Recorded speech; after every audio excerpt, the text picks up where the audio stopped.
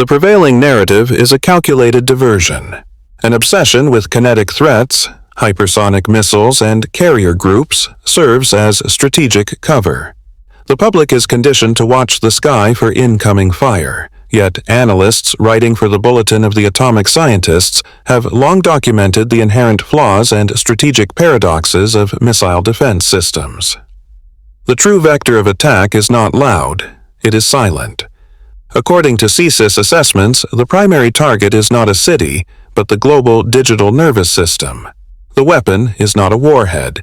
It is the systematic severing of undersea cables and the blinding of orbital satellites. This protocol is designed to create a blind leviathan, a nation-state with unparalleled kinetic force, the nuclear triad, the standing army, but with its sensory apparatus surgically severed. It cannot see. It cannot verify. It can only react based on pre-delegated launch authority. This is the asymmetric leverage sought by an adversary when they know a prolonged conventional war is economically impossible for their target.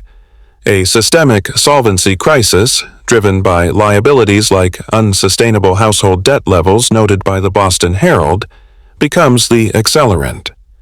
The mathematical certainty is that a nation that cannot afford a war of attrition will be forced into a war of reflexes.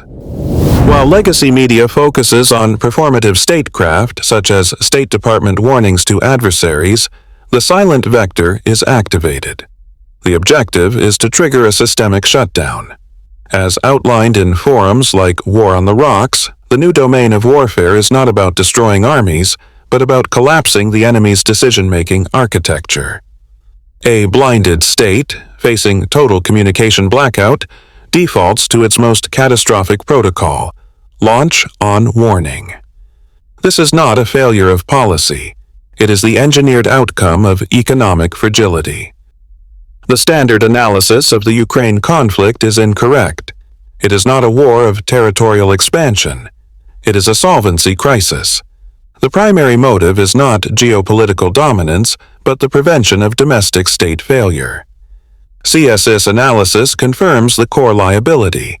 A prolonged conventional war was projected to be unpopular and economically catastrophic for Russia, given its internal liabilities. When a state's balance sheet is saturated with liabilities, pension obligations, sovereign debt, and brittle supply chains, the kinetic cost of a conventional war becomes an accelerant for bankruptcy. The war, therefore, is not an external campaign. It is a violent, externalized restructuring of the national budget. It's a desperate zero-sum gambit to use wartime powers to suppress internal dissent and default on social contracts that are no longer affordable. This economic weakness is the direct driver for the pivot to asymmetry. A state facing insolvency cannot afford a multi-year attrition war against a better capitalized opponent. The strategic protocol must default to a lower-cost, higher-leverage option. Nuclear signaling, cyber attacks on critical infrastructure, and engineered energy crises are not acts of strength. They are the liquidation tools of a state that cannot afford to fight fair. As analysts at War on the Rocks observe, modern warfare demands more than new technology. It demands a sustainable economic engine. When that engine fails, the entire strategic doctrine is inverted. Weakness, not strength, becomes the primary accelerant for nuclear risk. The mathematical vector is irrefutable. When the cost of conventional victory exceeds domestic solvency, the state will choose the risk of global annihilation over the certainty of internal collapse. The core calculation of modern warfare is no longer about force projection. It is about cost imposition. According to analysts at RUSI, the Royal United Services Institute, the kinetic cost-exchange ratio has been inverted. A state invests $5 million in a main battle tank, a complex asset requiring a trained crew, logistical support, and a vast industrial base. That asset can now be neutralized by a $500 first-person view drone operated by a single individual with minimal training. This is not a technological curiosity. It is a systemic weapon aimed at a nation's balance sheet. The strategy is to force an economically fragile opponent to bleed out, hemorrhaging multi-million-dollar assets to counter a threat that costs less than a television. This economic reality triggers a protocol known as the democratization of violence. Lethal standoff capability is no longer monopolized by superpowers. It has been decentralized, commoditized, and made available to any group capable of ordering components online. When a nation's solvency is already compromised by internal liabilities, like unsustainable household debt, it cannot win this economic attrition. The mathematical vector forces a choice: accept defeat or escalate asymmetrically. The high cost of conventional defense becomes the primary accelerant for unconventional, and therefore nuclear, risk. The official travel warnings for places like South Africa or the emergent instability in Canada are not isolated events. They are systemic signals. The legacy media frames these as regional problems. This is a deliberate misdirection. These locations are not the cause of the risk. They are proxy laboratories, gray zone staging areas for testing the protocols of asymmetric escalation. The math doesn't lie. A nation crippled by liability cannot sustain a prolonged conventional war.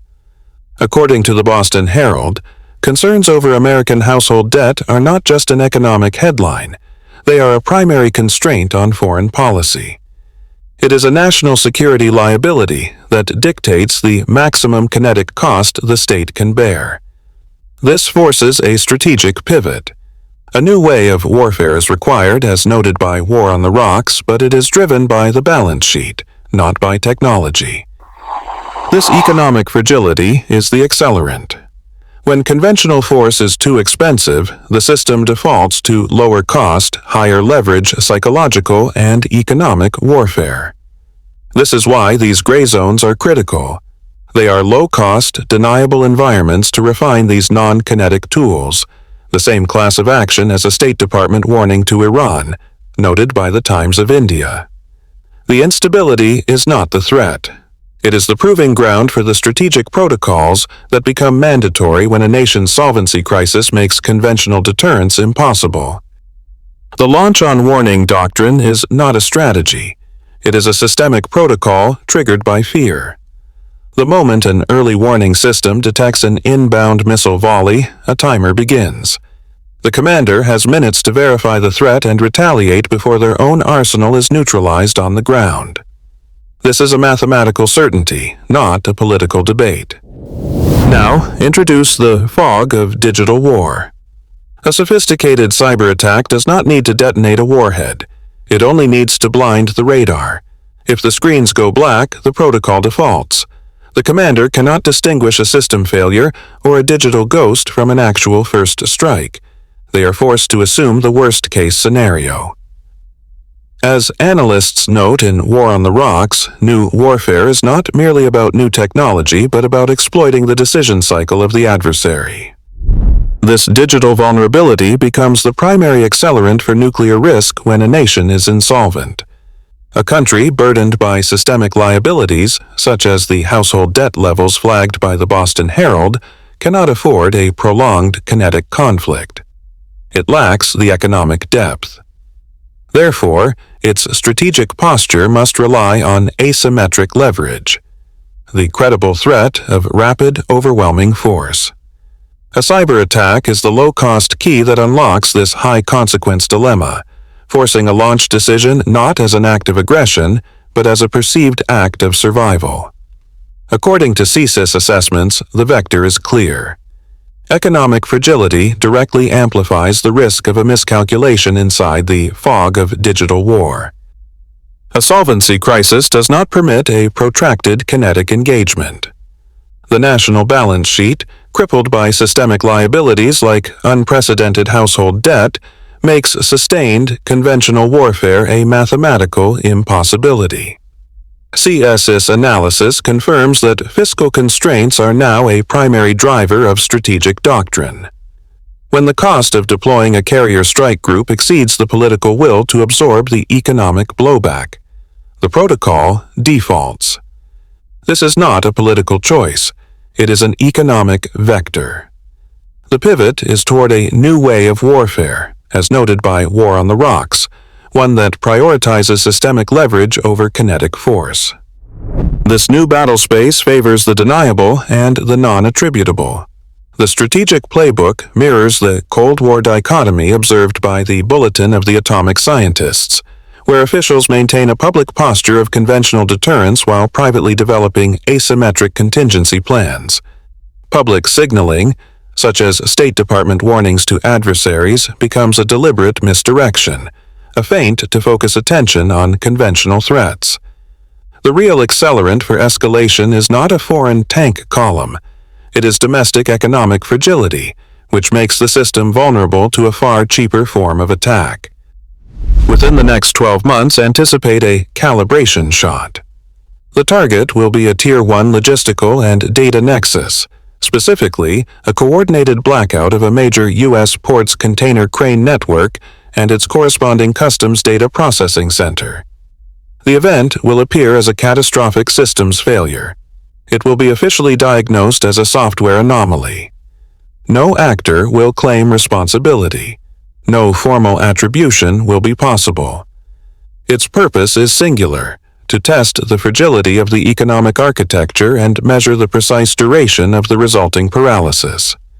It is a launch-on warning signal in the economic domain.